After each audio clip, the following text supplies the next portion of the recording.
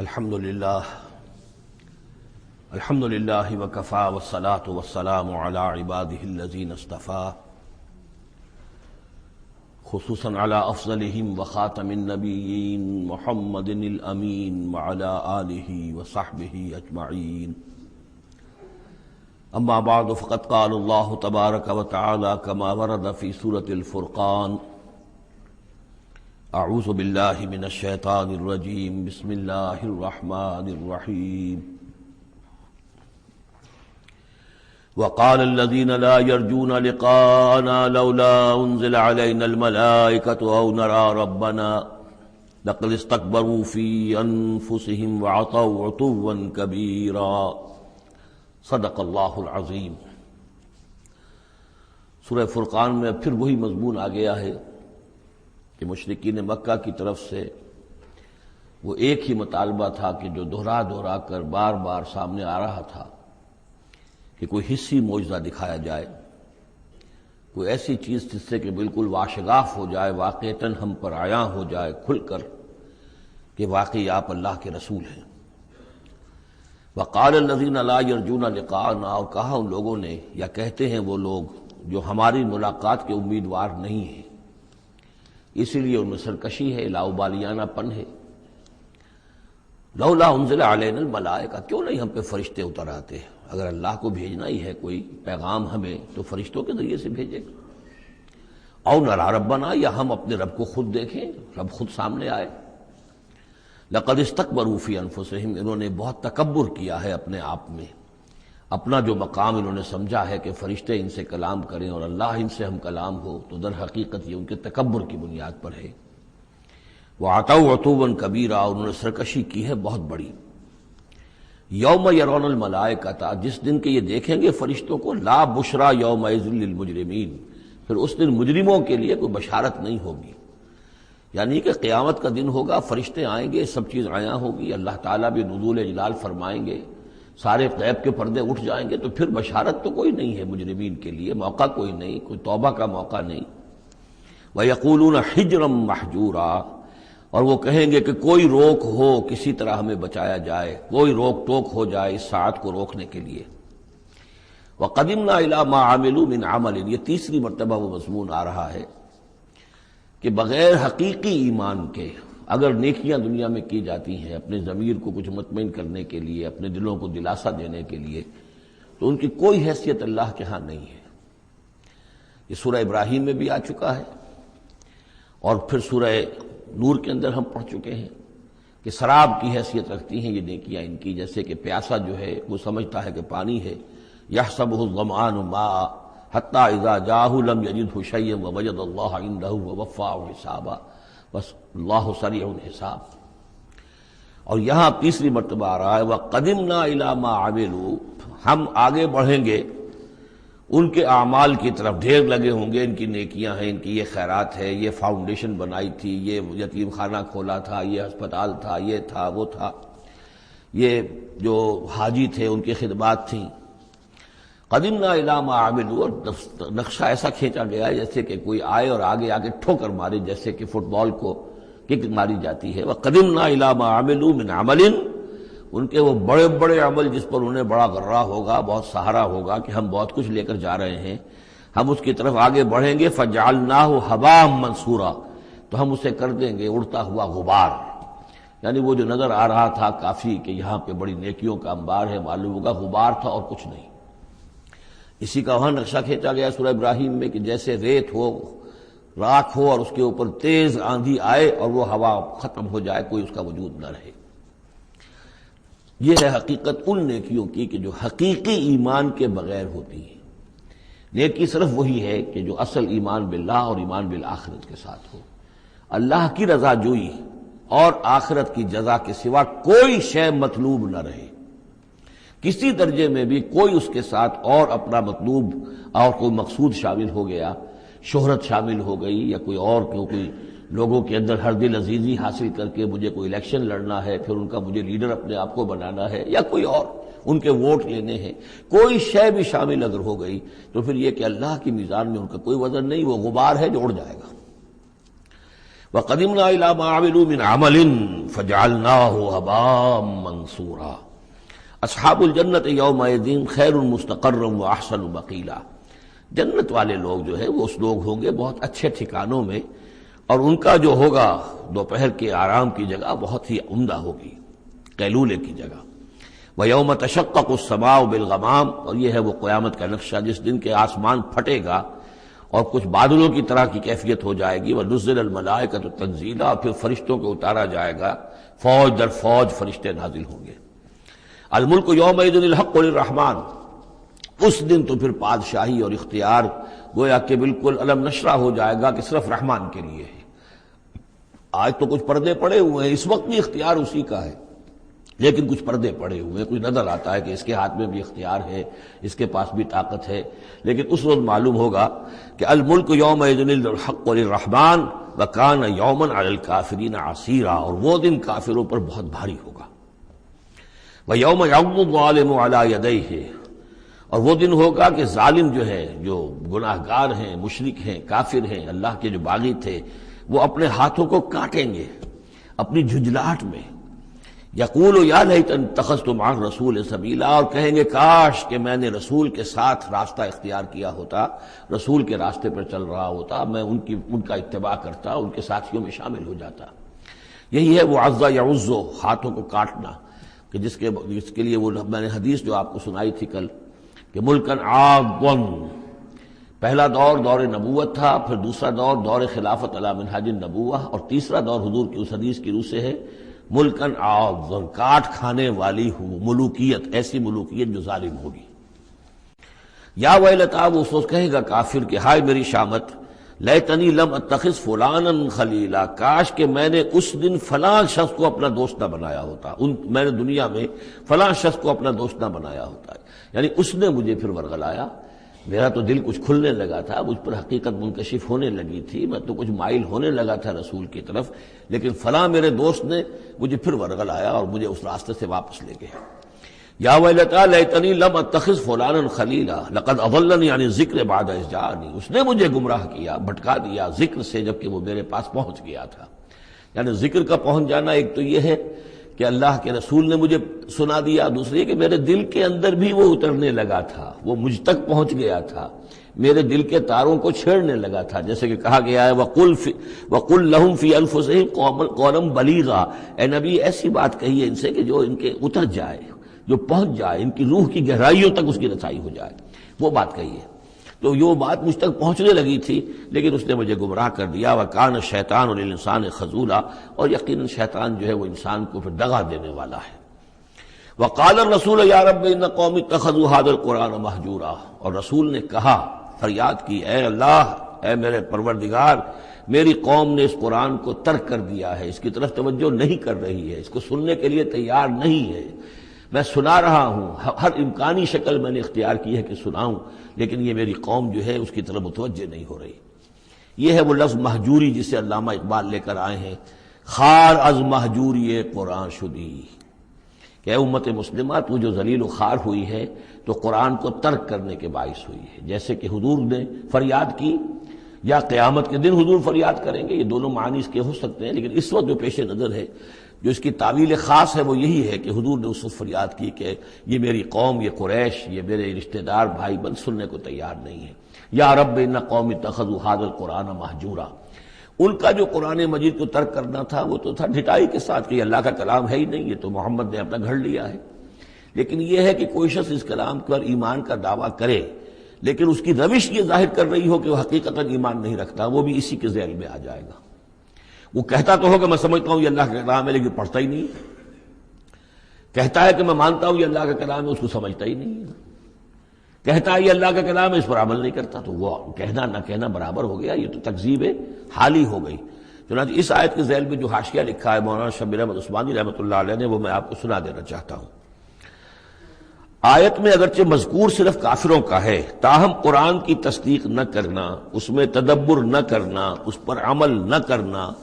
اس کی تلاوت نہ کرنا، اس کی تصحیح قرات کی طرف توجہ نہ کرنا، اس سے اعراض کر کے دوسری لغویات یا حقیر چیزوں کی طرف متوجہ ہونا، یہ سب صورتیں درجہ بدرجہ ہجران قرآن کے تحت میں داخل ہو سکتی ہیں۔ اگر ہمارا طرز عمل یہ ہے کہ نہ قرآن کو ہم پڑھتے ہیں نہ سمجھنے کی کوشش کرتے ہیں، انگریزی زبان ہم نے اتنی سیکھ لی کہ انگریزوں کو پڑھا دیں، لیکن عربی اتنی بھی نہیں سیکھ سکتے کہ قرآن مجید کا مفہوم براہ راست ہمارے دلوں پر نازل ہو جائے، تو پھر یہ کہ ہمارا کہنا یہ کہ ہم قرآن کو اللہ کا کلام مانتے ہیں، یہ جھوٹ موٹ کا دعویٰ ہے، ہمارا عمل اس کی تصدیق نہیں کر رہا، ہمارا عمل جو ہے ہمارے اس ایمان کی گواہی نہیں دے رہا۔ اس موضوع پر الحمدللہ میرا وہ جامع کتابچہ ہے مسلمانوں پر قرآن مجید کے حقوق، اس کا انگریزی ترجمہ بھی ہے، فارسی ترجمہ بھی ہے، عربی ترجمہ بھی ہے، ملیشیا کی زبان میں بھی ہوا ہے، یہ مختلف جگہوں پر اس کا تراجم ہوئے ہیں، الحمدللہ کہ بہت مقبول کتابچہ ہے۔ وَكَذَلِكَ جَعَلْنَا لِكُلِّ نَبِيٍّ عَدُوًّا مِّنَ الْمُجْرِمِينَ، یہ مضمون پہلے بھی آ چکا ہے، سورہ نام میں بھی آ چکا ہے، ہم تو خود ہر نبی کے دشمن کھڑے کر دیتے ہیں تاکہ بھٹی ذرا گرم ہو، تصادم ہو، کشاکش ہو، تبھی تو اہل ایمان کے ایمان کی تو جانچیں گے نا، کون کتنے پانی میں ہے، کیا پتہ چلے گا۔ اگر سب آرام سے سمجھیے کہ ٹھنڈی سڑک پر چل کر جنت پہنچ جانا ہو تو سب چلے جائیں گے، کون نہیں جائے گا؟ وہ تو پتہ چلتا ہے، جیسے کہ آیا حفت الجنت بالمکارہ، جنت کو تو اللہ تعالیٰ نے گھیر دیا ہے ان چیزوں سے جو انسان کو بہت ناپسند ہیں، تکلیفیں آتی ہیں، مصیبتیں آتی ہیں، وَلَنَبْلُوَنَّكُمْ بِشَيْءٍ مِّنَ الْخَوْفِ وَالْجُوعِ وَنَقْصٍ مِّنَ الْأَمْوَالِ وَالْأَنفُسِ وَالثَّمَرَاتِ، تو جنت والے تو اس سے ممیز ہوتے ہیں کہ واقعتاً یہ جنت کی قیمت ادا کرنے کو تیار ہیں۔ ان اللہ اشترى من المؤمنین انفسهم واموالهم بان لهم الجنہ، جنہ خریدنا چاہتے ہو تو تمہیں اپنے جان اور مال سب دینا ہوگا۔ کذالک جعلنا لكل نبی عدوا من المجرمین، اسی طرح ہم نے ہر نبی کے لیے مجرموں میں سے دشمن کھڑے کر دیے۔ وکفى بربک ہادیا ونصیرا، اور کافی ہے تیرا رب ہدایت دینے کے لیے، جو بھی ہدایت کا طالب ہوگا اللہ ہدایت دے گا اور اس کی مدد بھی کرے گا۔ وقال الذين كفروا لولا نزل عليه القرآن جملة واحدہ، یہ ایک اور اعتراض تھا ان کی طرف سے، وہ لوگوں نے کہا یہ کہ کیوں نہیں اتر گیا ان پر قرآن پورا کا پورا ایک ہی مرتبہ، یعنی اس میں اصل میں جو امپلائڈ ہے ان کا اعتراض وہ یہ تھا کہ جیسے تورات تھی وہ تو حضرت موسیٰ کو ایک دم ساری دے دی گئی لکھی ہوئی تختیوں کے اوپر، یہ جو حضور کہہ رہے ہیں صلی اللہ علیہ وسلم کہ مجھ پر یہ تھوڑا تھوڑا قرآن نازل ہو رہا ہے، تو اس میں مشابہت پیدا ہو گئی ظاہری طور پر کہ جیسے کوئی شاعر ہوتا ہے تو سارا دیوان ایک دن میں تو نہیں وہ ڈال سکتا، وہ تو تھوڑا تھوڑا ایک غزل کہے گا، قصیدہ کہے گا، پھر کچھ کوشش کرے گا، پھر کوئی اچھی کوئی اور نظم لائے گا، پھر وہ جمع ہو کر دیوان بنے گا۔ تو اس اعتبار سے ان کا یہ اعتراض تھا کہ کیوں نہیں قرآن پورا کا پورا ان پر نازل ہو جاتا۔ کذالک لنثبت بہ فؤادک، یہ ہم نے اس لیے کیا ہے محمد صلی اللہ علیہ وسلم کہ اس کے ذریعے سے آپ کا جی، آپ کا دل اس پر ٹھک جائے۔ ورتلناہ ترتیلا، یعنی یہ کہ حالات کی مناسبت کے ساتھ ساتھ یہ نازل ہو رہا ہے، اور یہ کہ صرف حضور کا نہیں بلکہ اہل ایمان پوری جماعت، اس لیے کہ بر وقت جب رہنمائی آتی تھی اور بر وقت جو حالات تھے اس وقت ان کے حوالے سے گفتگو ہوتی تھی تو انہیں تسکین حاصل ہوتی تھی، انہیں یہ حوصلہ ملتا تھا کہ آج جو کچھ ہمارے ساتھ ہو رہا ہے یہی نوح کے ساتھ، ہود کے ساتھ، صالح کے ساتھ ہو چکا ہے، اور بالآخر جو ہے اللہ تعالیٰ نے ان سب کو کامیاب کیا اور انہیں بچا لیا، اور باقی ان کے دشمن جو ہیں وہ ملیا بیٹ ہو گئے، تو اس سے ان کے دلوں کو سہارا ملتا ہے۔ وَلَا يَأْتُونَكَ بِمَثَلٍ إِلَّا جِئْنَاكَ بِالْحَقِّ، اور یہ کوئی بھی اعتراض آپ پر نہیں کریں گے، کوئی بھی مسئلہ آپ کے سامنے پیش نہیں کریں گے مگر یہ کہ ہم اس کے جواب میں حق لے آئیں گے آپ کے پاس، ان کو پورا جواب مل جائے گا، وَأَحْسَنَ تَفْسِيرًا، اور بہترین تشریح ہم کھول کر دیں گے۔ الَّذِينَ يُحْشَرُونَ عَلَىٰ وُجُوهِهِمْ إِلَىٰ جَهَنَّمَ، وہ لوگ کہ جو اپنے منہ کے بل، اوندھے منہ جمع کیے جائیں گے جہنم کی طرف، اولئک شر مکانا واضل سبیلا، یہ لوگ ہوں گے کہ جو بہت ہی برے ہوں گے اپنے مقام اور مرتبے کے اعتبار سے، اور بہت ہی بھٹکے ہوئے ہوں گے سوا سبیل سے، سیدھے راستے سے۔ وَلَقَدْ آتَيْنَا مُوسَى الْكِتَابَ وَجَعَلْنَا مَعَهُ أَخَاهُ هَارُونَ وَزِيرًا، اور ہم نے موسیٰ کی کتاب دی تھی اور اس کے ساتھ ہم نے اس کے بھائی ہارون کو اس کا وزیر بنا دیا تھا، اس کا کام میں تعاون کرنے والا، اس کی ذمہ داریوں میں اس کا ہاتھ بٹانے والا، اس کے بوجھ اٹھانے میں اس کی مدد کرنے والا۔ فَقُلْنَا اذْهَبَا إِلَى الْقَوْمِ الَّذِينَ كَذَّبُوا بِآيَاتِنَا، تو ہم نے کہا کہ تم دونوں جاؤ اس قوم کی طرف جنہوں نے ہماری آیات کو جھٹلایا ہے، فَدَمَّرْنَاهُمْ تَدْمِيرًا، تو پھر ہم نے ان کو ہلاک کر دیا، برباد کر دیا، اکھاڑ کر پھینک دیا، یعنی یہی جو معاملہ ہوا آل فرعون کا کہ وہ غرق کر دیے گئے۔ وَقَوْمَ نُوحٍ لَمَّا كَذَّبُوا الرُّسُلَ، اسی طریقے سے قوم نوح کو بھی جب کہ انہوں نے رسولوں کی تکذیب کی، اغرقناہم، انہیں بھی ہم نے غرق کر دیا، وجعلناہم للناس آیہ، اور انہیں ہم نے تمام نوع انسانی کے لیے ایک نشانی بنا دیا، وَأَعْتَدْنَا لِلظَّالِمِينَ عَذَابًا أَلِيمًا، اور ہم نے ظالموں کے لیے یہ دنیا کا جو عذاب استیصال تھا وہ تو نقد یہاں مل چکا ہے، اصل تو عذاب علیم آخرت کا ہے جو ان کے لیے تیار کر دیا گیا ہے۔ وعادن وثمود واصحاب الرس وقرونا بین ذلک، اور یہی معاملہ ہوا قوم عاد کا، قوم سمود کا اور کنویں والوں کا۔ اس کے بارے میں کوئی زیادہ صراحت کے ساتھ کوئی ایک رائے نہیں ہے کہ یہ بھی کوئی ایک قوم تھی جس کے پاس رسول بھیجے گئے، ان کے رسول کا کیا نام تھا، وہ قوم کب اور کہاں تھی، اس کے بارے میں کوئی اتفاق رائے نہیں ہے۔ وقرون، لیکن یہ کہ معلوم ہوتا ہے کہ انہوں نے اپنے رسول کو کسی کنویں کے اندر بند کر دیا تھا، تو وہ رس کہتے ہیں کنویں والے۔ وقرون بین ذالک، اور پھر یہ کہ ان کے مابین اور بہت سی بھی قومیں اور نسلیں اٹھی۔ وکلا ضربنا لہ الامثال، اور ہم نے ان سب کے لیے اپنے اپنے وقت پر ہم نے دلیلیں دی، حقائق واضح کر دیے، تمثیلیں بیان کی۔ وکلا تبرنا تتبیرا، لیکن بالآخر ان کے انکار کی پاداش میں ان سب کو ہم نے غارت کر دیا۔ وَلَقَدْ أَتَوْا عَلَى الْقَرْيَةِ الَّتِي أُمْطِرَتْ مَطَرَ السَّوْءِ، اور یہ لوگ آتے جاتے ہیں اس بستی پر کہ جس پر بڑی بری بارش ہوئی تھی، یعنی یہی سدوم اور عمورہ کی بستیاں۔ أَفَلَمْ يَكُونُوا يَرَوْنَهَا، تو کیا یہ اس کو دیکھتے نہیں ہیں؟ یہ جب جاتے ہیں قافلہ لے کر اپنے اس کے قریب سے گزرتے ہیں، وہاں کے وہ کھنڈرات ہیں وہ ان کی نگاہوں کے سامنے آتے ہیں، تو کیا یہ اس کو دیکھتے نہیں ہیں؟ بل كانوا لا يرجون نشورا، لیکن یہ کہ ان کو جی اٹھنے کی اور بعد سے بعد الموت کی امید نہیں ہے، چونکہ وہ خیال نہیں ہے، لہذا ان آیات کو، ان حقائق کو یہ دیکھتے ہیں، گزر جاتے ہیں اندھوں کی طریقے سے، اس سے سبق نہیں سیکھتے۔ وَإِذَا رَأَوْكَ إِن يَتَّخِذُونَكَ إِلَّا هُزُوًا، اور اے نبی جب یہ آپ کو دیکھتے ہیں تو بس یہ پھر آپ کا مذاق اڑانا شروع کر دیتے ہیں۔ یہ بھی ایک طریقہ ہوتا ہے، آپ سیریس ہو ہی نہ، سیریس ہوں گے تو کسی کی بات سن کر کچھ سمجھنا پڑے گا، غور کرنا پڑے گا، جواب دینا ہوگا، اس کو چٹکیوں میں اڑائیے، ہنسی مذاق میں اڑا دیجیے۔ وَإِذَا رَأَوْكَ إِن يَتَّخِذُونَكَ إِلَّا هُزُوًا، اور جب یہ آپ کو دیکھتے ہیں تو یہ بس یہی روش اختیار کرتے ہیں آپ کے ساتھ کہ آپ کا مذاق اڑاتے ہیں۔ أَهَٰذَا الَّذِي بَعَثَ اللَّهُ رَسُولًا، یہ ہے وہ جنہیں اللہ نے بھیجا رسول بنا کر، یعنی بڑے بظاہر جو استحقار کا انداز ہو، اچھا یہ ہے وہ جو سمجھتے ہیں کہ ان کو رسول بنایا گیا، اللہ نے رسول بنا کر بھیجا ہے۔ أَهَٰذَا الَّذِي بَعَثَ اللَّهُ رَسُولًا إِن كَادَ لَيُضِلُّنَا عَنْ آلِهَتِنَا، واقعتاً یہ شخص جو ہے یہ تو تل گیا تھا، قریب ہو گیا تھا کہ ہمیں اپنے معبودوں سے ورغلا دے۔ لولا ان صبرنا علیہا، اگر ہم اپنے معبودوں پر ثابت قدم نہ رہتے، صابر نہ رہتے، جمع نہ رہتے، اگر ہم نے ان کے ساتھ وفاداری کا رشتہ جو ہے، وفاداری بشرط استواری عین ایمان ہے، اگر ہم نے اس وفاداری کا رشتہ اپنے معبودوں کے ساتھ استوار نہ کیا ہوتا تو اس شخص نے تو واقعی ہمیں برگشتہ کر دیا تھا۔ وَسَوْفَ يَعْلَمُونَ حِينَ يَرَوْنَ الْعَذَابَ مَنْ أَضَلُّ سَبِيلًا، ان قریب وہ جان لیں گے جب وہ عذاب کو دیکھیں گے کون تھا بھٹکا ہوا راستے سے۔ آیا محمد اور ان کے ساتھی صلی اللہ علیہ وسلم ورضی اللہ تعالیٰ عنہم اجمعین، یا یہ کہ تم لوگ؟ ارأیت من اتخذ الہہ ہواہ، یہ مضمون قرآن میں پھر آگے بھی آئے گا، لیکن اب نوٹ کر لیجئے اس کو، شرک کی یہ ایک اہم قسم ہے۔ بڑے بڑے موحدین جو ہیں وہ اپنی جگہ سمجھتے ہوں، بڑے جغادری موحد اپنے آپ کو، وہ بھی ذرا غور کریں کہ شرک ایک یہ بھی ہے، شرک صرف قبر پرستی نہیں ہے، صرف یا رسول اللہ کہنا یا علی کہنا وہ بھی شرک ہے، لیکن صرف یہی شرک نہیں ہے، شرک یہ بھی ہے۔ ارأیت من اتخذ الہہ ہواہ، کیا تم نے دیکھا اس شخص کو جس نے اپنی خواہش نفس کو اپنا خدا بنا لیا ہے؟ نفس کہتا ہے مجھے یہ چاہیے، آپ کا دماغ بتا دیتا ہے دیکھو یہ حرام ہے، لیکن آپ نفس کا حکم مانگتے ہیں، اللہ کے حکم کو پیچھے ڈال دیتے ہیں۔ کون معبود ہوا آپ کا؟ اللہ معبود ہے یا نفس معبود ہے؟ نفس چاہیے مجھے تو دولت چاہیے، میں نہیں جانتا حلال سے حرام سے، کیا یہ حلال حرام لگا رکھی، یہ مولویوں کے ڈھکوسلے، ٹھیک ہے ہوگا کوئی سود وغیرہ کوئی کبھی ہوتا ہوگا، آج تو چل ہی نہیں سکتا کاروبار سود کے بغیر۔ نفس کہتا ہے مجھے تو کرنا ہے، آپ نے اللہ کے حکم کو پیچھے ڈالا، نفس کا حکم مانا۔ کون معبود ہوا آپ کا؟ معبود تو وہی ہے جو مطاع ہو۔ آپ نے دیکھا کہ انہوں نے کہا تھا فرعون نے، جو ہماری قوم، جس کی قوم ہماری عابدین ہے، عابدون ہے، جو ہماری اطاعت کرتی ہے، غلام ہے۔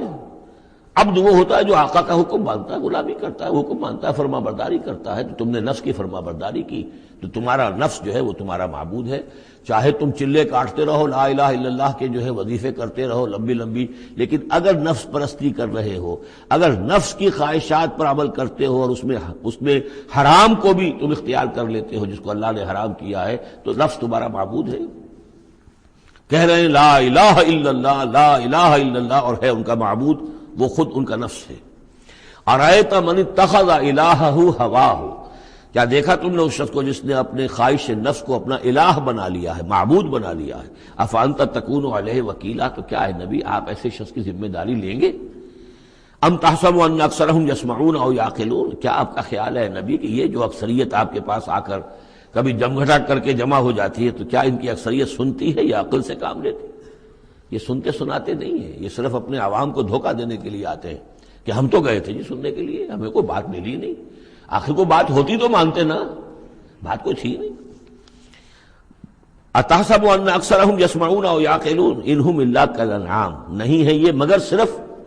چوپایوں کے مانند، بل ہم اضل سبیلا، بلکہ ان سے بھی گئے گزرے ہیں۔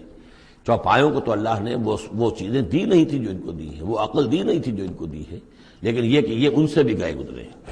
الم تر الی ربک کیف مد الظل، کیا تم نے دیکھا نہیں اپنے رب کی طرف کہ کیسے اس نے تاریکی کو پھیلا دیا؟ جب رات ہوتی ہے تو گویا کہ پورے اس پہ زمین کے اوپر تاریکی کی چادر جو ہے اوڑھ دی، جیسے کالی چادر ڈال دی گئی ہو۔ کیف مد الظل، رات کی تاریکی کی چادر اللہ اڑا دیتا ہے۔ وَلَوْ شَاءَ لَجَعَلَهُ سَاكِنًا، اگر اللہ چاہتا تو پھر اسی رات کو مستقل کر دیتا، یہ رات کھڑی رہتی ہے، کبھی دن نہ آتا۔ یہ اس سے پہلے سورہ قصص میں آیت آ چکی ہے، قصص میں آئے گی۔ قُلْ أَرَأَيْتُمْ إِنْ جَعَلَ اللَّهُ عَلَيْكُمُ اللَّيْلَ سَرْمَدًا إِلَىٰ يَوْمِ الْقِيَامَةِ مَنْ إِلَٰهٌ غَيْرُ اللَّهِ يَأْتِيكُم بِضِيَاءٍ۔ ویسے اس سے پہلے یہ مضمون آ چکا ہے کہ اللہ تعالیٰ جو ہے اگر مستقل طور پر دن کر دے تو کون رات لائے گا، اور مستقل طور پر رات کر دے تو کون دن لائے گا؟ تو اگر یہ رات قائم رہتی، اللہ چاہتا تو اس قائم رات ہی رہتی۔ ثم جعلنا الشمس علیہ دلیلا، پھر ہم سورج کو جب روشن کرتے ہیں، سورج جو تو اس سے یہ ہے کہ رہنمائی ملتی ہے، پھر اس سے معلوم ہوتا وہ یہ روشنی ہے اور وہ تاریکی تھی۔ تعرف الاشیاء بازدادها ثم قبضناہ الینا قبضا یسیرا، جب سورج طلوع ہوتا ہے تو آپ نے دیکھا ہوگا سائے بڑے لمبے پڑے ہوئے ہیں، پھر رفتہ رفتہ سورج اوپر ہونا شروع ہوا اور سایہ سمٹنا شروع ہوا، گویا کہ کوئی کھینچ رہا ہے، تنابیں کھینچ رہا ہے، ان کی یہ سائے جو ہے اب سمٹ کر آ رہے ہیں۔ پھر ہم ان سایوں کو، ان تاریکوں کو، ذل کو اپنے قبضے میں لے لیتے ہیں، گھسیٹ لیتے ہیں۔ ثم قبضناہ الینا قبضا یسیرا وہو الذی جعل لکم اللیل لباسا، اور وہی ہے اللہ جس نے کہ تمہارے لیے رات کو بنا دیا ہے اوڑھنا، والنوم سباتا، اور رات کو بنا دیا ہے آرام اور استراحت، وجعل النہار نشورا، اور دن کو بنا دیا ہے نکل کر پھیلنے کی، اور دنیا میں اور جو کام کرنے ہیں اس کے لیے مناسب ماحول بنا دیا۔ وَهُوَ الَّذِي أَرْسَلَ الرِّيَاحَ بُشْرًا بَيْنَ يَدَيْ رَحْمَتِهِ، اور وہی ہے کہ جو بھیجتا ہے ہوائیں بشارت دیتی ہوئی اس کی رحمت کے آگے آگے۔ رحمت باران رحمت، باران رحمت کے آنے سے پہلے پہلے آگے آگے اس سے ٹھنڈی ہواؤں کے جھونکے آتے ہیں۔ وَأَنزَلْنَا مِنَ السَّمَاءِ مَاءً طَهُورًا، اور ہم نے اتارا آسمان سے پانی جو کہ بڑا پاک ہے اور پاکی حاصل کرنے کا ذریعہ ہے۔ جب پانی برستا ہے تو سب سے پہلے تو فضا کو پاک کرتا ہے، صاف کرتا ہے، اس کے جتنے بھی وہ اس میں گرد و غبار ہے، جو پولیوشن ہے، اس سب کو بارش جو ہے اس کو صاف کرتی ہوئی نیچے لے آتی ہے، اور پھر اس کو لے جا کر سمندر کے اندر ڈال کر، اور پھر ڈسٹیلیشن وہاں سے شروع ہوتا ہے، اور وہ سارا گند وغیرہ جو ہے وہ سمندروں کے اندر رہ جاتا ہے، اور پھر بالکل صاف بخارات جو ہیں، بالکل صاف پانی جو ہے وہ اوپر جاتا ہے۔ تو یہ سائیکل ہے جو چل رہا ہے، اور یہ پانی ہی پھر اللہ تعالیٰ نے دنیا میں طہارت کے لیے ذریعہ بنا دیا ہے، صفائی کے لیے، پاکی کے لیے، ماءً طہورا لنحیی بہ بلدۃ میتا، تاکہ ہم زندہ کریں اس کے ذریعے سے ایک مردہ آبادی کو، مردہ علاقے کو، مردہ زمین کو۔ ونسقیہ مما خلقنا انعاما وناسیا کثیرا، اور پھر ہم وہ پانی پلاتے ہیں اپنی مخلوقات میں سے جو بہت سے چوپائے ہیں اور بہت سے انسان ہیں۔ تو یہ پانی کا جو سائیکل چل رہا ہے، اس سے ایک طرف صفائی ہوتی ہے، فضا کی صفائی، زمین کی صفائی، اشخاص اور افراد بھی پھر اپنی صفائی نہانے دھونے کے لیے استعمال کرتے ہیں۔ اس کو ہمارے ہاں کہا جاتا ہے یونیورسل کیریئر۔ پانی کہیں کنزیوم نہیں ہوتا باڈی کے اندر،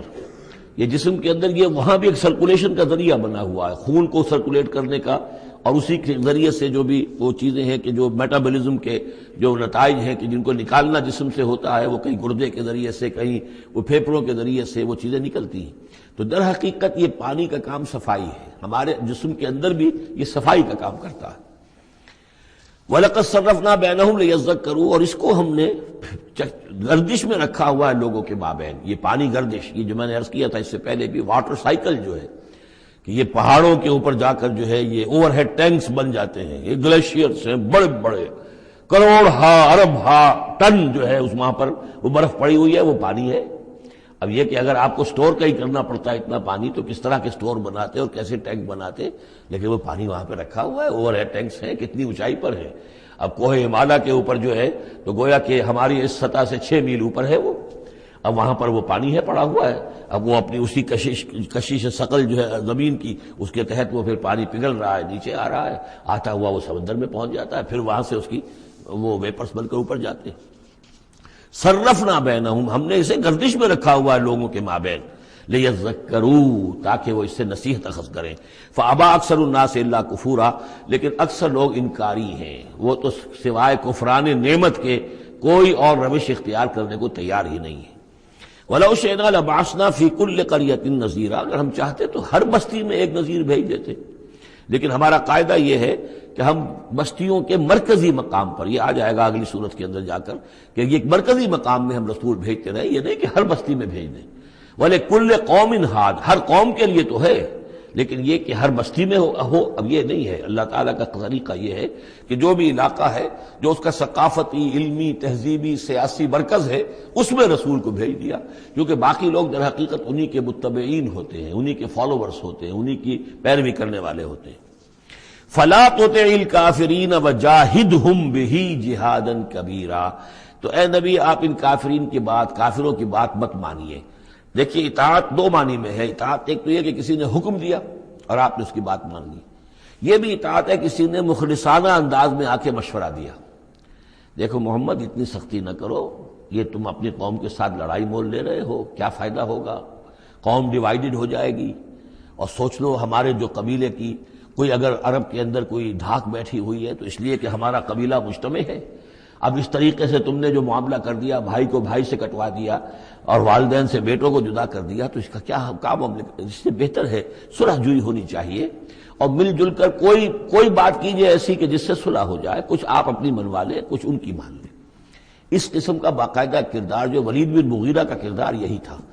اور وہ یہی چاہتا تھا کہ کسی طریقے سے یہ تصادم ختم ہو اور کسی ٹرمز کے اوپر کو مصالحت ہو جائے۔ تو بار بار جو کہا جاتا ہے فَلَا تُطِعِ الْكَافِرِينَ، تو کیا مانی، حضور کون سے کافر کی اطاعت کرنے کے لیے آمادہ تھے؟ لیکن ایسی بات ایسی ہوتی ہے کہ جس کے بارے میں کسی وقت جب کہ آدمی کسی شدید دباؤ میں ہو تو بربنائے طبع بشری ہو سکتا ہے کہ طبیعت جو ہے کچھ اس کی بات سننے کی طرف تو مائل ہو ہی جائے، جیسا کہ ہم سورہ بنی اسرائیل میں پڑھ چکے ہیں، وَإِن كَادُوا لَيَفْتِنُونَكَ عَنِ الَّذِي أَوْحَيْنَا إِلَيْكَ لِتَفْتَرِيَ عَلَيْنَا غَيْرَهُ وَإِذًا لَّاتَّخَذُوكَ خَلِيلًا، یہ لوگ تو تلے ہوئے ہیں کہ آپ کو بچلا دیں اس چیز سے کہ جو ہم نے آپ پر وحی کی ہے، کہ آپ کچھ اور گھڑ کر ہماری طرف منسوب کر دیں، پھر یہ آپ کو دوست بنا لیں گے، جھگڑا ختم، لڑائی ختم ہو جائے گی۔ لڑائی تو ان کو ہماری آیات سے ہے، ہمارے قرآن سے ہے، ذاتی آپ کے ساتھ تو کوئی جھگڑا نہیں ہے۔ لیکن یہ کہ فرمایا وَلَوْلَا أَن ثَبَّتْنَاكَ لَقَدْ كِدتَّ تَرْكَنُ إِلَيْهِمْ شَيْئًا قَلِيلًا، اور اگر ہم نے ہی آپ کو جمائے نہ رکھا ہوتا تو اے محمد صلی اللہ علیہ وسلم عین ممکن تھا کہ آپ کچھ نہ کچھ ان کی طرف جھک ہی جاتے۔ تو یہ جو دباؤ تھا شدید، اس کا اندازہ کیجئے اس سے، تو فرمایا جا رہا فَلَا تُطِعِ الْكَافِرِينَ، آپ ان کی باتیں بھی مت سنیں، اس قسم کی کسی بات کے لیے آپ جس کو کہتے ہیں ٹو لینڈ این ایئر، کہ آپ اپنا کان اس کو دیں کہ وہ آپ کے کان میں آ کر یہ بات کر دیں، یہ بھی نہ کریں، آپ اس کی بھی آپ اس کا موقع نہ دیں۔ وَجَاهِدْهُمْ بِهِ جِهَادًا كَبِيرًا، اور آپ ان کے ساتھ اس قرآن کے ساتھ جہاد کیجئے، یہ قرآن تلوار ہے، اس کے ساتھ جہاد کیجئے اور بڑا جہاد کیجئے۔ یعنی مکے میں جو جہاد ہو رہا تھا 12 برس تک جو ہوا ہے، وہ تلوار والا جہاد نہیں تھا، وہ قتال نہیں تھا، وہ جہاد بالقرآن تھا۔ یہ بہت اہم موضوع ہے جس پہ میری تقریر موجود ہے، کتابچہ موجود ہے، بلکہ 2 ہے، جہاد بالقرآن اور پھر جہاد بالقرآن کے 5 محاذ۔ آج بھی ہمارے ہاں جو بھی قومی مسائل ہیں، ملکی مسائل ہیں، ہمارے اس وقت اجتماعی مسائل ہیں، واقعہ یہ ہے کہ ان کے لیے 5 محاذ ہیں جن پر کہ قرآن مجید کی شمشیر ہاتھ میں لے کر جہاد کرنے کی ضرورت ہے۔ اب اس وقت ظاہر بات ہے کہ اس کا موقع نہیں ہے، لیکن یہ کہ اس اعتبار سے کہ ایک انقلابی جد و جہد، اللہ کے دین کو قائم کرنے کی جد و جہد میں دعوت قرآن کے ذریعے سے، تربیت قرآن کے ذریعے سے، تزکیہ قرآن کے ذریعے سے، یہ ساری چیزیں ہم پڑھتے چلے آ رہے ہیں۔ تبشیر قرآن کے ذریعے، انذار قرآن کے ذریعے، تذکیر قرآن کے ذریعے، اور جو سینوں کے اندر کے جو روگ ہیں ان کا علاج قرآن سے، شفاء لما فی الصدور، نصیحت قرآن سے، یہ سارا قرآن سے۔ تو اس حوالے سے جاہدہم بہ جہادا کبیرا۔ وَهُوَ الَّذِي مَرَجَ الْبَحْرَيْنِ، اور وہی ہے اللہ جس نے کہ دو دریا چلا دیے، دو روئیں چلا دی. هَذَا عَذْبٌ فُرَاتٌ، یہ ہے بہت ہی عمدہ خوش ذائقہ اور خوشگوار اور میٹھا پانی. وَهَذَا مِلْحٌ أُجَاجٌ، اور دوسری رو چل رہی ہے کہ جو کڑوی اور نمکین پانی کی ہے. وَجَعَلْنَا بَيْنَهُمَا بَرْزَخًا وَحِجْرًا مَحْجُورًا، اور ان کے مابین ہم نے ایک پردہ لگا رکھا ہے، نظر نہیں آتا، اور ایک آڑ ہے، اوٹ ہے کہ وہ آپس میں ملتے نہیں ہیں. اللہ تعالیٰ کی یہ یعنی صنعائی ہے، اللہ کی قدرت ہے. وَهُوَ الَّذِي خَلَقَ مِنَ الْمَاءِ بَشَرًا، اور وہی ہے جس نے پانی سے بنایا انسان. فَجَعَلَهُ نَسَبًا وَسِحْرًا، اب یہاں پانی سے مراد منی بھی ہو سکتی ہے کہ جس سے ظاہر بات ہے کہ جو انسان کی تخلیق کا معاملہ ہوتا ہے، جو مشاہدے میں ہے لوگوں کے، وہ تو یہی ہے کہ گندے پانی سے تخلیق کا آغاز ہوتا ہے. فَجَعَلَهُ نَسَبًا وَسِحْرًا، اور پھر اس کے لیے ایک تو یہ کہ اس کے آباء و اجداد ہیں، نسب ہے اس کی، اور ایک سحرن سسرالی رشتے بیوی کے حوالے سے بھی. اب ظاہر بات ہے کہ جو ساس اور سسر ہے وہ بھی ایک طرح کے والد اور والدہ ہی ہے. یہ بھی گویا کہ اللہ تعالیٰ نے ان کو وہی رتبہ عطا کیا ہے، اور اس طریقے سے رشتے جڑتے چلے جاتے ہیں. ورنہ تو یہ ہوتا کہ ایک ہی خاندان کے رشتے جو ہیں وہ چلے جا رہے ہیں اور آئسولیٹڈ ہو رہے تھے خاندان. لیکن یہ کہ جب یہ رشتے ہوتے ہیں شادی بیاہ سے تو وہ خاندانوں کے مابین ناطے بن جاتے ہیں، رشتے ہیں اور ناطے ہیں، اور اس طریقے سے تانا بانا جو ہے اس میں نوع انسانی کو اللہ تعالیٰ نے بن رکھا ہے. فَجَعَلَهُ نَسَبًا وَسِحْرًا وَكَانَ رَبُّكَ قَدِيرًا، اور آپ کا رب جو ہے وہ سب قدرت رکھنے والا ہے. وَيَعْبُدُونَ مِن دُونِ اللَّهِ مَا لَا يَنفَعُهُمْ وَلَا يَضُرُّهُمْ، اور وہ بندگی کرتے ہیں اور پرستش کرتے ہیں اللہ کے سوا ان کی جو نہ انہیں کوئی نفع پہنچا سکتے ہیں اور نہ نقصان. وَكَانَ الْكَافِرُ عَلَىٰ رَبِّهِ ظَهِيرًا، اور یہ کافر لوگ جو ہیں یہ اپنے رب کی طرف پیٹھ کیے ہوئے ہیں، انہوں نے ادھر تو پیٹھ کی ہوئی ہے، ادھر توجہ کرنی ہی نہیں. وَمَا أَرْسَلْنَاكَ إِلَّا مُبَشِّرًا وَنَذِيرًا، اور نہیں بھیجا ہم نے آپ کو مگر مبشر اور نذیر بنا کر. جو بھی حق کا راستہ اختیار کریں ان کو بشارت دیجئے. راح و ریحان و جنت النعیم، اللہ کی مغفرت اور رحمت کی بشارت، اور جو لوگ اس کو رد کر دیں، انکار کر دیں، ان کو خبردار کر دیجئے کہ پھر جہنم تمہارے لیے تیار ہے. قُلْ مَا أَسْأَلُكُمْ عَلَيْهِ مِنْ أَجْرٍ إِلَّا مَنْ شَاءَ أَنْ يَتَّخِذَ إِلَىٰ رَبِّهِ سَبِيلًا، ان سے کہہ دیجئے کہ میں نے تم سے آج تک کوئی اجرت نہیں مانگی. میں نے کبھی تم سے، میں جو تمہیں یا قرآن سناتا ہوں، یہ جو شاعر لوگ آتے ہیں قصیدے پڑھتے ہیں تو کچھ انعام چاہتے ہیں.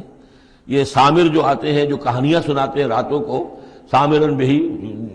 تہجرون جو ہے، تو اس کا معاملہ کیا، وہ بھی تم سے انعام. میں نے کبھی تم سے کوئی مانگا ہے؟ میں خلوص و اخلاص کے ساتھ تمہاری خیر خواہی میں یہ کام کر رہا ہوں. قل ما اسألکم علیہ من اجر الا من شاء ان یتخذ الی ربہ سبیلا، سوائے اس کے کہ میں یہ چاہتا ہوں کہ جو بھی تم میں سے چاہے، جسے بھی توفیق ہو جائے، وہ اپنے رب کی طرف راستہ اختیار کر لے، رب کے راستے پر آ جائے. گویا کہ میرا تو اگر کوئی اجر بھی ہے تو یہی ہے، مجھے اگر کوئی شے تمہاری طرف سے مطلوب ہے تو بس یہی مطلوب ہے کہ تم سیدھے راستے پر آ جاؤ، مجھے اور کچھ اپنی ذاتی کوئی منفعت، میری کوئی ذاتی غرض نہیں. وَتَوَكَّلْ عَلَى الْحَيِّ الَّذِي لَا يَمُوتُ، اور اے نبی آپ توکل کیے رکھیے اسی ہستی پر کہ جو الحی ہے، الحی القیوم، جو کہ زندہ ہے اور زندہ جاوید ہے. الذی لا یموت، جسے کبھی مرنا نہیں ہے، جس پر کبھی موت وارد نہیں ہوگی. وَسَبِّحْ بِحَمْدِهِ، اور اس کی حمد کے ساتھ آپ تسبیح کیجئے. وَكَفَىٰ بِهِ بِذُنُوبِ عِبَادِهِ خَبِيرًا، اور اپنے بندوں کے گناہوں سے وہ کافی ہے باخبر ہونے کے اعتبار سے. یعنی آپ یہ نہ سمجھیے کہ یہ جو کچھ کر رہے ہیں یہ کہیں ایسا نہ ہو کہ ان کے معاملات جو ہیں کہ ریکارڈ نہ ہو رہے ہوں، انہیں بھرپور سزا نہ ملے. ان کا ایک ایک کرتوت ہمارے پاس ریکارڈ ہو رہے ہیں، اور ان کے تمام چیزیں جو ہیں ان کا ان کو بھرپور جواب دینا پڑے گا اور بھرپور بدلہ انہیں ملے گا. الذی خلق السماوات والارض وما بینہما فی ستۃ ایام، وہی کہ جس نے پیدا کیا آسمانوں اور زمین کو اور جو کچھ کہ ان کے مابین ہے 6 دنوں میں. ثم استوى علی العرش، پھر وہ متمکن ہو گیا عرش پر، تخت پر. الرحمن، وہ رحمان ہے. فاسأل بہ خبیرا، تو ذرا پوچھو، کوئی ہے کہ جو اس کی خبر رکھتا ہو، جو اس کے بارے میں معلومات رکھتا ہو، ان سب سے پوچھو اس رحمان کی صفات کیا ہیں، اس رحمان کی شان کیا ہے. جاؤ تم تلاش کرو. یہ جو کبھی ہم پڑھا کرتے تھے ہائی اسکول میں ہمارے زمانے میں کہ مجھ کو ہے تیری جستجو، مجھ کو تیری تلاش ہے، خالق میرے کہاں ہے تو، مجھ کو تیری تلاش ہے. تو ایک ارج ہے انسان کے اندر،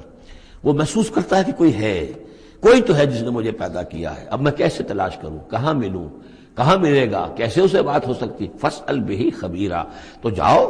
ایسے لوگوں کو تلاش کرو کہ جو اس کے ساتھ کچھ آشنائی رکھتے ہوں، جو جس کے جاننے والے ہوں، جس کی کوئی دوستی ہو، اور ان کی صحبت اختیار کرو. کونوا مع الصادقین، تو یقیناً تمہیں جو ہے اللہ تعالیٰ کی معرفت حاصل ہوگی. وَإِذَا قِيلَ لَهُمُ اسْجُدُوا لِلرَّحْمَٰنِ، اور جب ان سے کہا جاتا ہے کہ سجدہ کرو رحمان کو، قالوا وما الرحمن، کیونکہ یہ رحمان کے لفظ سے بدکتے تھے، یہ صرف اللہ کا لفظ استعمال کرنا چاہتے تھے۔ رحمان جو ہے، یہ جو مشرکین مکہ تھے، یہ کہتے تھے یہ نام تم کہاں سے لے آئے ہو، یہ ہمارے لیے قابل قبول نہیں ہے۔ قالوا وما الرحمن، ان کا یہ رحمان کون ہے؟ انسجد لما تأمرنا، کیا ہم سجدہ اسے کریں جس کا تم ہمیں حکم دے رہے ہو؟ اس میں ہے وہ شقاق جو ہوتی ہے زدم زدہ، ٹھیک ہے، تمہارے کہہ رہے تو ہم یہ نہیں کریں گے، مطلب یہ کہ چاہے تو تم بات کہہ رہے ہو حق ہے، لیکن یہ کہ چونکہ تم کہہ رہے ہو اس لیے ہم نہیں کریں گے، اس کا تو مطلب یہ ہوگا کہ ہم نے تمہاری بات مان لی اور تم جیت گئے۔ انسجد لما تأمرنا،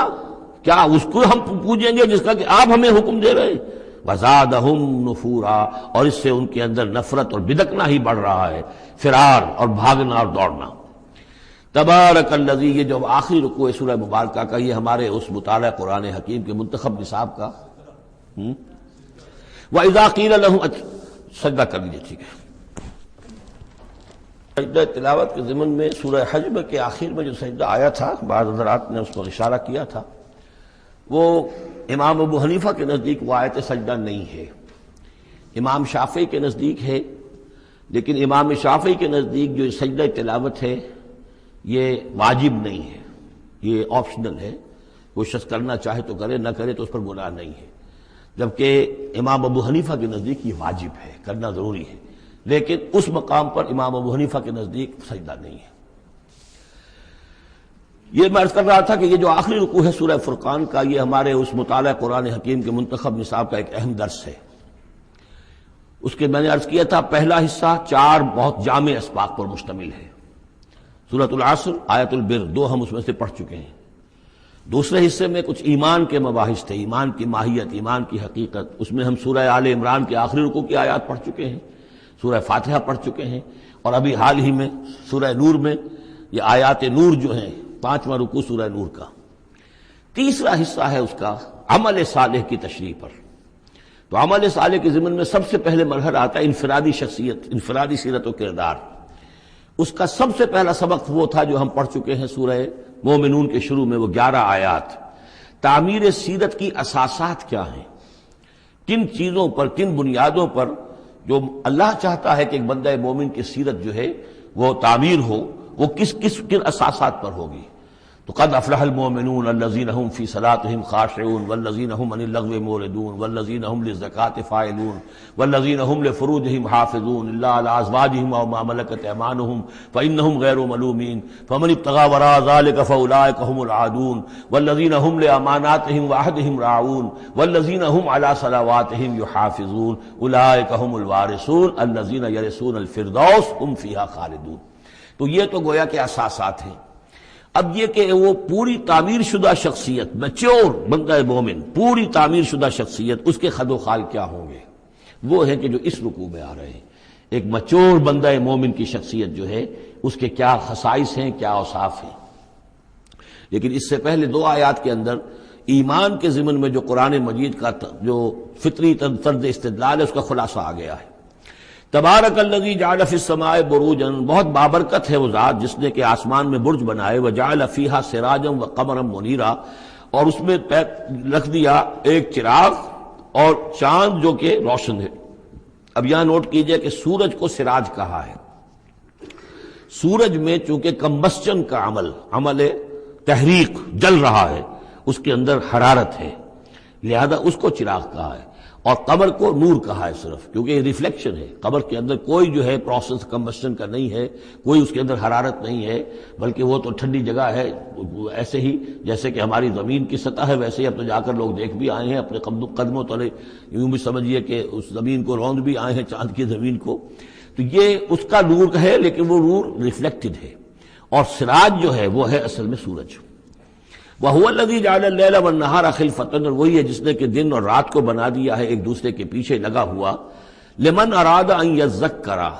ان لوگوں کے لیے جو چاہیں نصیحت اخذ کرنا۔ اسی سے یہی آیات الہیہ ہیں کہ جن سے انسان کو اللہ کی معرفت حاصل ہوتی ہے، اس کی قدرت، اس کا علم، اس کی حکمت کا اندازہ ہوتا ہے۔ او ارادہ شکورا، یا جو اللہ تعالیٰ کی نعمتوں کے پہلو سے اس کا شکر کرنا چاہیں تو اس کے لیے کائنات کا ذرہ ذرہ جو ہے گویا کہ اللہ کی توحید پر، اللہ کی قدرت پر، اللہ کی صناعی پر، اللہ کی حکمت پر دلالت کر رہا ہے۔ بس یہ دو آیتیں تو سمجھیے کہ ایمان کے ضمن میں تمہیدی آیتیں ہیں. اب وہ ایک نقشہ کھینچ رہے ہیں کہ اللہ کے عباد الرحمن، اللہ کے بندے، خاص اللہ کے بندے، اللہ کے چہیتے بندے، اللہ کے محبوب بندے کیسے ہوتے ہیں. اس کو پڑھیے اسی طریقے سے کہ دل میں ارادہ رکھیے، کم سے کم امنگ اور آرزو تو ہو کہ ہم بھی اللہ تعالی ہمیں توفیق دے کہ ہم ایسے ہی بننے کی کوشش کریں. وعباد الرحمن الذین یمشون علی الارض ہونا، اللہ کے بندے وہ ہیں جو زمین پر چلتے ہیں تو آہستگی اور نرمی کے ساتھ، قدم مار کر نہیں چلتے، اکڑ کر نہیں چلتے، بلکہ یہ کہ معلوم ہوتا ہے فروتنی کے ساتھ چل رہے ہیں. اور یہ اپنے آپ کو آقا نہیں سمجھتے، مالک نہیں سمجھتے، بلکہ غلام سمجھتے ہیں. اللہ کے غلام ہیں، عباد الرحمن ہیں، اللہ کے بندے ہیں، تو غلاموں کی طرح چلتے ہیں، وہ اکڑ کر نہیں چلتے. وَإِذَا خَاطَبَهُمُ الْجَاهِلُونَ قَالُوا سَلَامًا، ایک ان کا وصف یہ ہے کہ جب جاہل لوگ، اجڑ لوگ، مشتعل مزاج لوگ خام خواہ ان سے الجھنا چاہیں، بحث و مباحثے میں انہیں جو ہے وہ خام خواہ الجھانا چاہیں، تو وہ کہتے ہیں سلام. وہ الجھتے نہیں ہیں، بحث و تمہیز کے اندر نہیں. جب وہ دیکھتے ہیں کہ ایک شخص بحث پر اتر آیا ہے، وہ اب بات سمجھنا نہیں چاہتا، اس کے اوپر ضد جو ہے وہ مسلط ہو چکی ہے، تو اب خام خواہ اس کے ساتھ وہ الجھے رہنا، جس کو ہم کہتے ہیں ہمارے ہاں وہ پنجاب میں یہ سینگ پھنسا کر آدمی جو ہے وہ اپنا وقت ضائع کرے، اس کا بھی وقت ضائع کرے، کوئی فائدہ نہیں. میچور آدمی یہ کہ دیکھے اگر تو واقعی یہ بات سمجھنا چاہ رہا ہے تو سمجھائے، نہیں سمجھنا چاہتا، اس کی اصل میں نیت ہی نہیں ہے، تو پھر خام خواہ اس کے ساتھ الجھنے کا فائدہ نہیں. والذین یبیتون لربہم سجدا وقیاما، اور وہ لوگ کہ جو راتیں بسر کرتے ہیں اپنے رب کے لیے سجدے اور قیام میں. یہاں وہ بات بہت واضح ہو گئی. جہاں تک 5 فرض نمازیں ہیں وہ تو فرض ہیں، وہ تو تعمیر سیرت کی بنیادیں ہیں، ان کی تو مداومت کرنی ہے. والذین یحافظون والذین هم علی صلواتہم یحافظون. لیکن یہ لوگ جو ہیں جن کے دل آشنا ہو گئے ہوں اللہ سے، اگر یہ اللہ کے ساتھ دوستی ہو چکی ہو، تو پھر یہ کہ رات کا وقت ہوتا ہے کہ جس میں وہ پھر بندہ اٹھتا ہے، کوئی دیکھ نہیں رہا ہے، لوگ سوئے ہوئے ہیں، کوئی ڈسٹربنس نہیں ہے. خیر ہماری تو آج کل شہری زندگی میں راتوں میں بھی ڈسٹربنس رہتی ہے، لیکن یہ کہ عام طور پر بہرحال دن کے مقابلے میں تو ایک سکون کی کیفیت ہوتی ہے. اس وقت اپنے رب سے راز و نیاز کی باتیں، کبھی اس کے سامنے کھڑے ہیں، کبھی سر بسجود ہیں. والذین یبیتون لربہم سجدا وقیاما والذین یقولون، اور وہ کہتے رہتے ہیں سب کے باوجود، ربنا اصرف عنا عذاب جہنم، اے رب ہمارے عذاب جہنم کو ہم سے پھیر دے، دور کر دے. یہ سورہ نور میں بھی ہم نے پڑھا تھا کہ وہ ساری شخصیت جو ہے بیان کرنے کے بعد وہ اس کے بعد بھی لرزاں و ترساں رہتے ہیں. یوما تتقلب فیہ القلوب والابصار، ڈرتے رہتے ہیں اس دن کے خیال سے کہ جس میں نگاہیں اور دل الٹ دیے جائیں گے قیامت کے دن سے. ان عذابہا کان غراما، یقیناً اس کا عذاب جو ہے وہ چمٹ جانے والی شے ہے. انہا ساعت مستقر و مقامہ، پروردگار وہ جگہ جہنم جو ہے یقیناً بہت بری جگہ ہے، مستقل قیام کے لیے بھی اور تھوڑی دیر کے لیے بھی. جو میں نے عرض کیا تھا کہ دنیا میں بری سے بری جگہ بھی جو ہے اس میں بھی آپ تھوڑی دیر کے لیے جائیں گے تو ریکریشن ہو جائے گی چینج کی وجہ سے، اور اچھی سے اچھی جگہ جو ہے اس میں بھی مستقل رہنا پڑے تو پھر اس کے اندر کوئی حسن اور کوئی جو ہے دلچسپی باقی نہیں رہے گی. تو اس کے بجائے جو جنت کا اور جنت کا تصور دیا جا رہا ہے، جنت اتنی اچھی جگہ ہے کہ مستقل طور پر رہنے کے باوجود اس کی دلچسپیوں میں، اس کی رعنائیوں میں کوئی کمی نہیں ہوگی. اور جہنم اتنی بری جگہ ہے کہ ایک لحظے کے لیے بھی کسی کا قدم وہاں گیا تو وہ اپنی پوری جو ہے سختی اس کے اوپر ظاہر کر دے گی. والذین اذا انفقوا لم یسرفوا ولم یقتروا وکان بین ذلک قواما، اور وہ لوگ کہ جو خرچ کرتے ہیں تو نہ تو وہ اسراف کرتے ہیں اور نہ ہی بخل سے کام لیتے ہیں، بلکہ اس کے بین اعتدال جو ہے واقعہ یہ ہے کہ دنیا کا مشکل ترین کام ہے، توازن اور اعتدال. ظاہر بات ہے یہ لوگ جو میچور ہیں، سمجھدار ہیں، اب ان کے ہاں یہ ہوگا کہ ان کے اس خرچ کرنے کے معاملے میں بھی اعتدال ہوگا.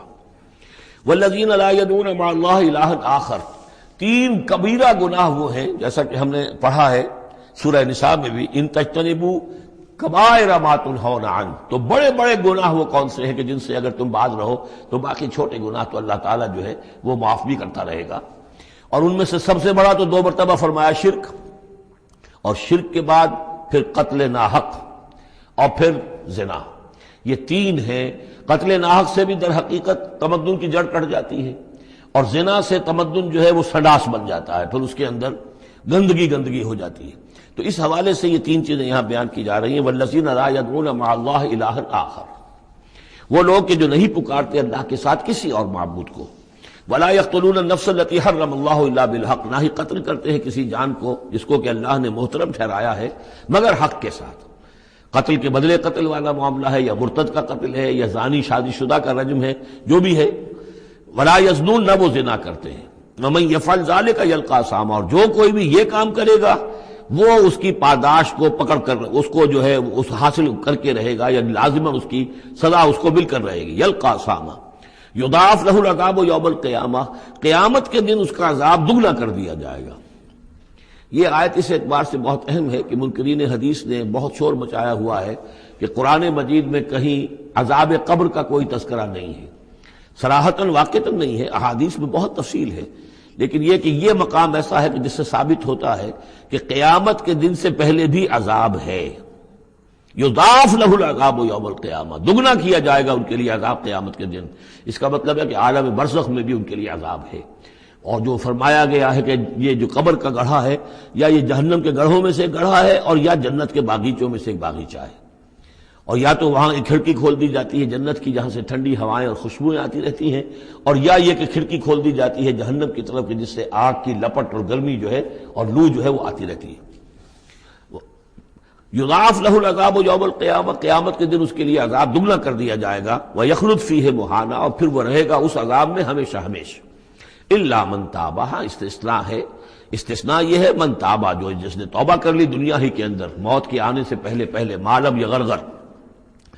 الا من تاب و آمن، اور ایمان لایا۔ گویا کہ جو شخص اس قسم کے گناہوں میں مبتلا ہوتا ہے چاہے وہ قانوناً کافر نہ ہو، حقیقتاً وہ کافر ہو جاتا ہے، ایمان اس کے دل سے نکل جاتا ہے، لہذا توبہ گویا کہ اثر نو ایمان لانے کے مترادف ہے۔ الا من تاب و آمن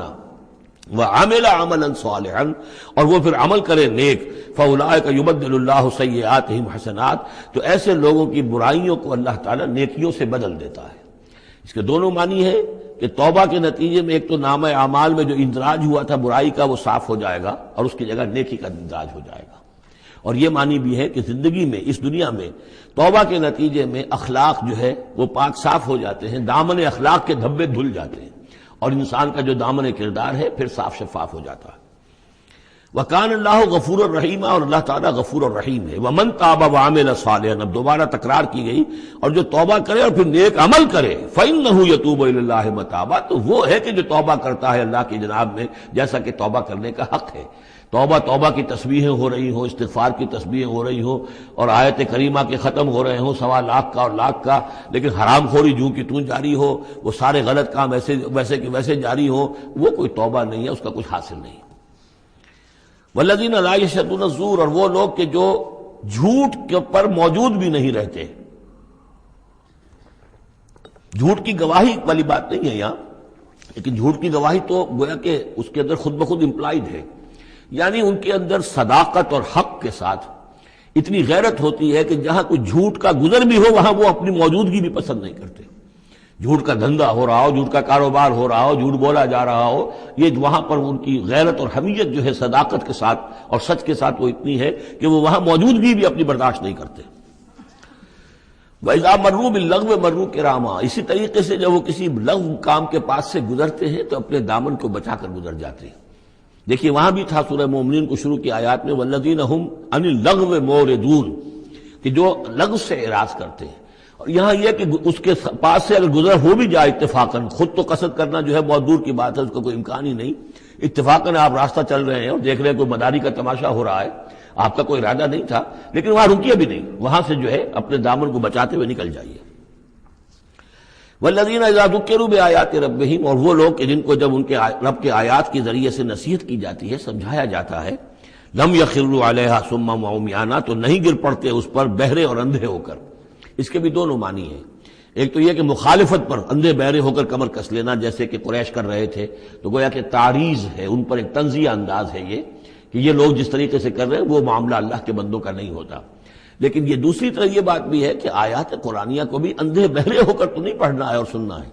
بلکہ غور کرنا ہے۔ افلا یتدبرون القرآن ام علی قلوب اقفالها، تو کیا یہ قرآن کی آیت پر تدبر نہیں کرتے؟ وَتَدَبَّرُوا فِيهِ لَعَلَّكُمْ تُفْلِحُونَ، تدبر کرو تاکہ تم سمجھو۔ تو اس طریقے سے محض جو ہے وہ قرآن مجید کو بھی اندھے بہرے ہو کر جو ماننا جو ہے اس سے بھی بہرحال عباد الرحمن جن کی یہاں تعریف کی جا رہی ہے ان کے مقام سے وہ جو